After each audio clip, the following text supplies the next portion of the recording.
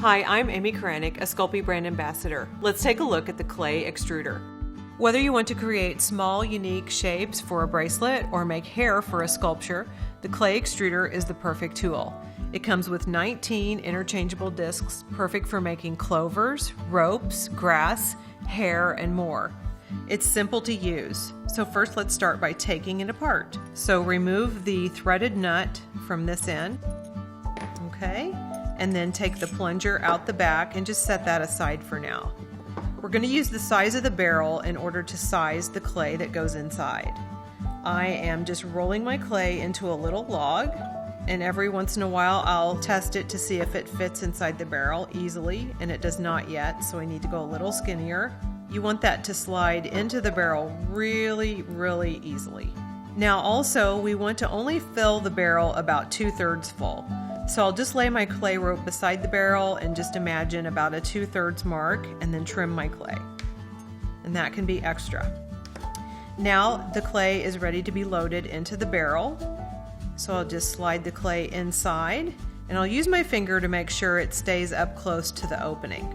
Next, I want to select my die. I'm going to pick this little 4-leaf clover, and you'll notice that it's different on each side. It has a slightly domed raised side, and that's the side that needs to go up, away from the clay. So just put that right on the end of the barrel and hold it in place with your fingers. Next, we will hold the die in place with the nut. Just screw that right onto the threads until it's tight.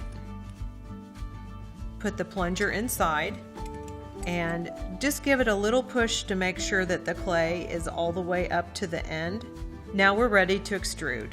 Just hold on to the extruder firmly and you're ready to push the plunger in. Now, I usually just let my work surface catch the little rope as it's coming out. And now you have this beautiful long clover-shaped rope. To take it off of the extruder, just use a blade and cut it neatly away from the die. Now, you want to expel the remaining clay from the barrel, so take the nut back off, remove the die, and then just use the plunger to push out the excess clay. This can be easily removed and used again. Now, to get your extruder really clean, if you want to, you can take it completely apart, lay that in a baking pan and bake it for about 15 minutes in an oven at 275, and then the cured clay will be able to chip right out quite easily. The clay extruder is great for all types of projects, from jewelry to home decor.